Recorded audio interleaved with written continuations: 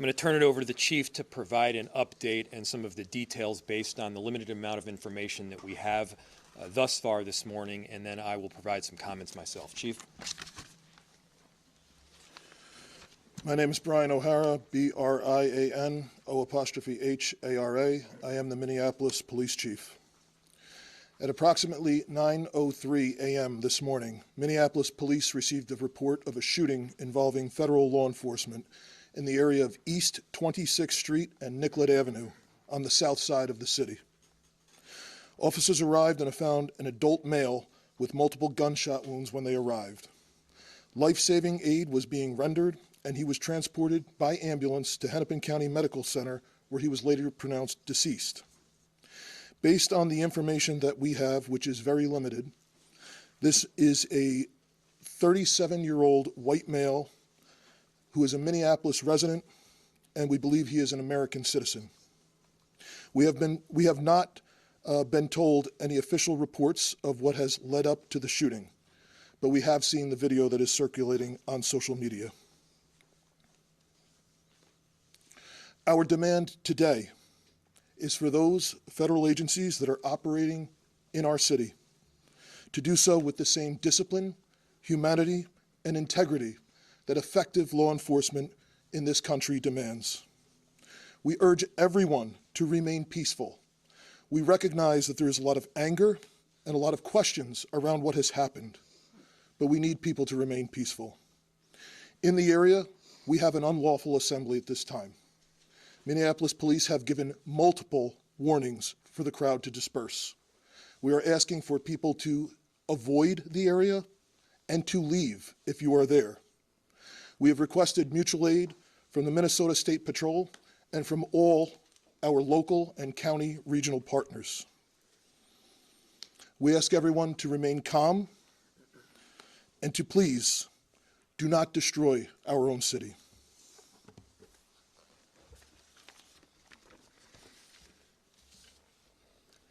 I just saw a video of more than 6 masked agents pummeling one of our constituents and shooting him to death. How many more residents, how many more Americans need to die or get badly hurt for this operation to end? How many more lives need to be lost before this administration realizes that a political and partisan narrative is not as important as American values?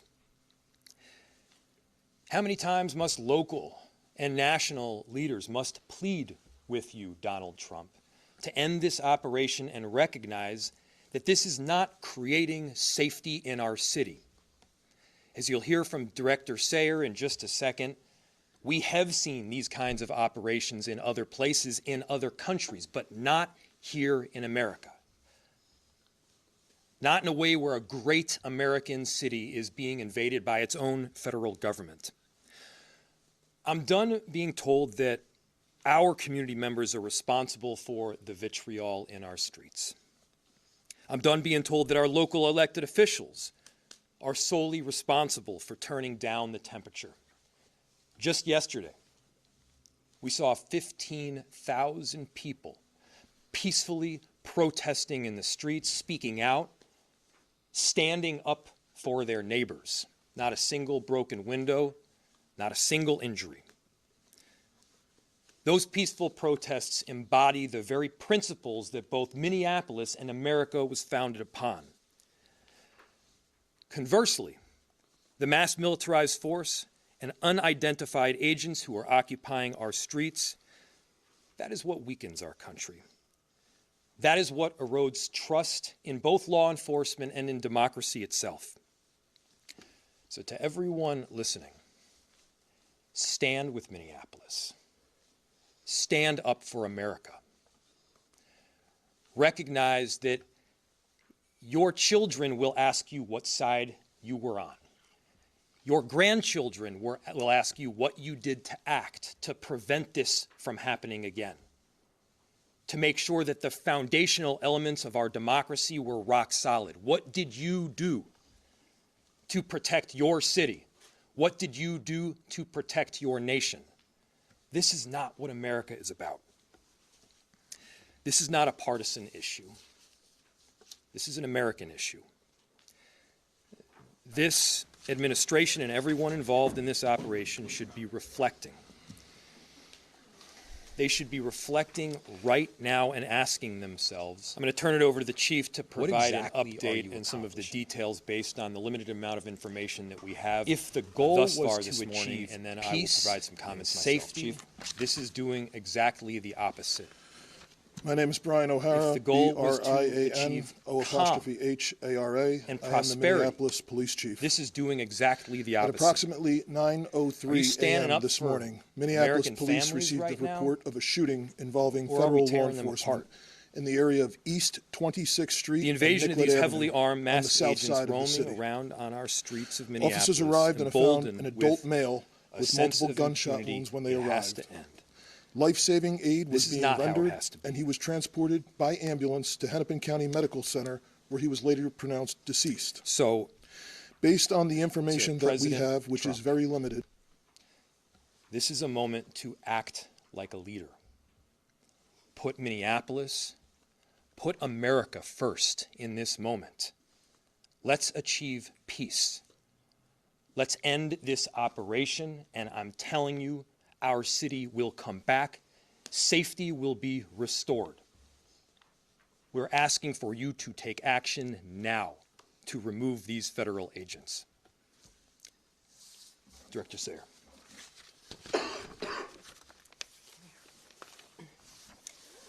My name is Rachel Sayer, and I am the Director of the Emergency Management Department for the City of Minneapolis.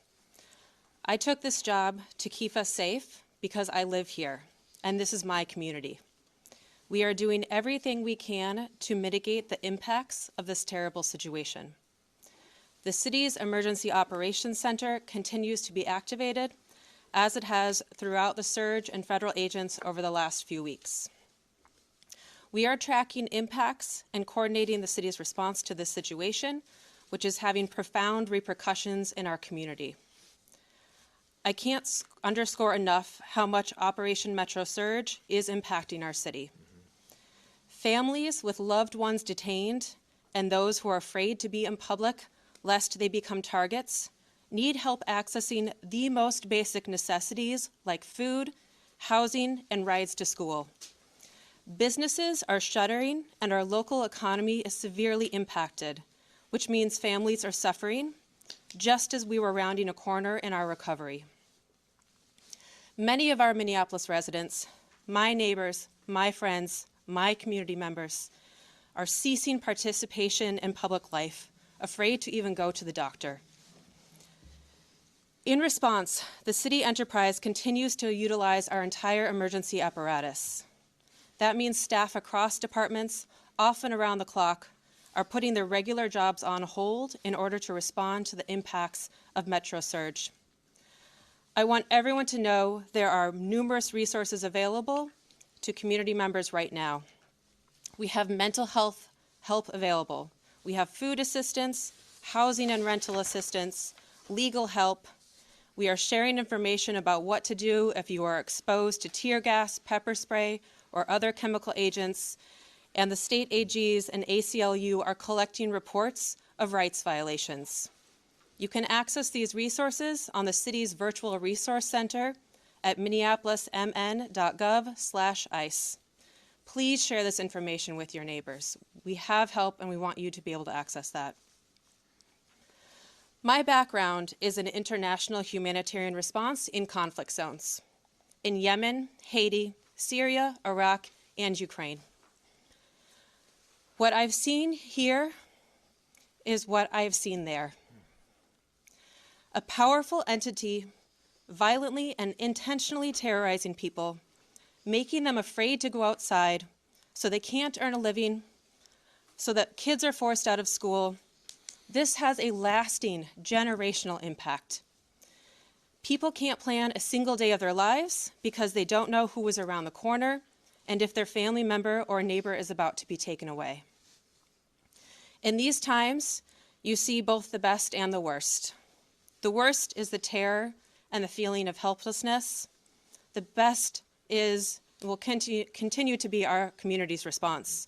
The way we are showing up for each other, that is in the absolute worst of times. We're showing up for each other in the absolute worst of times. I'll turn it back to the mayor. Thank you. We'll open it to questions. We are seeing an incredible volatile situation unfolding right now around that scene. Is there any communication right now between local and federal law enforcement or cooperation, or where do those efforts stand to try to calm what's going on down there right now? I'll turn it to the chief to answer. So the question was, there is an incredibly volatile scene in South Minneapolis right now, and the extent of communication with law enforcement agencies. We have established a command post that is led by Minneapolis Police, and there are representatives from all of the regional, local, county, and state organizations. We have had communication with Homeland Security, but they have not been able to provide us any specific details around the incident itself. We are responsible for ensuring the safety of people on the streets of our city, and we are doing everything that we can to maintain the peace right now, led by Minneapolis Police, but with the help of the Minnesota State Patrol, Hennepin and Ramsey County Sheriffs. Several suburban towns are in the city helping us with 911 calls. We have done an emergency recall of all sworn personnel back to duty. And we are working with the fire department right now to ensure that 2 small fires that were started in the area are safely extinguished. But again, we need everyone to avoid the area if possible. And the people who are in the area, we understand your frustrations. This is not sustainable. But we need people to leave the area at this time. Is the National Guard involved? We have communicated with the National Guard. They have been on standby for several days, and we have ensured the National Guard, as well as all of the local law enforcement partners, are aware of the situation. Chief and Mayor, if I can ask you, this is a statement from Tricia McLaughlin, spokesperson for DHS. She said in her statement, an individual approached U.S. Border Patrol officers with a 9mm semi-automatic handgun, seen here. They showed a picture of it. The officers attempted to disarm the suspect, but the armed suspect violently resisted. More details on the armed struggle are forthcoming. Fearing for his life and the lives and safety of fellow officers, an agent fired defensive shots. Medics on the scene immediately delivered medical aid. Is that what happened? So Minneapolis Police, the question was, you read a statement from DHS saying that a weapon was presented and there was attempts to disarm the person. Again, like I stated earlier, Minneapolis Police, as well as our supervisors, our watch commander, responded to the scene. We were not provided any public safety statement around the incident, what happened. We have since seen a video that is circulating online, like thousands of other people have at this time. So we do not know what happened prior to the recording that is online right now. I immediately called for the Minnesota Bureau of Criminal Apprehension to respond, to conduct an investigation. They are on the scene. I believe the FBI is on the scene as well. But I think the video speaks for itself. What I can tell you is we have identified this person, 37-year-old white male, resident of the city.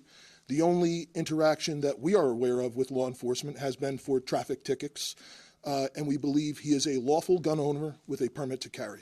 Chief, can you clarify, was MPD cut out of this investigation? Has the BCA been cut out like we've seen from the 2 previous shootings? The question was, has MPD been cut out of the investigation, and has the BCA been cut out? As I stated, I immediately requested the BCA to respond. It's my understanding that they are on the scene. I have not heard anything otherwise. There was initially some information was relayed to me over the radio that our officers were told that they were either not needed or could leave, and I gave a direct order to ensure that Minneapolis Police maintain the scene, as well as other state and local law enforcement. Can you talk about the discrepancy? Do you know whether it was multiple officers involved in the shooting or one officer, and do you know their whereabouts? Are they in custody at all or still on the scene? So the question was is there multiple officers involved in the shooting?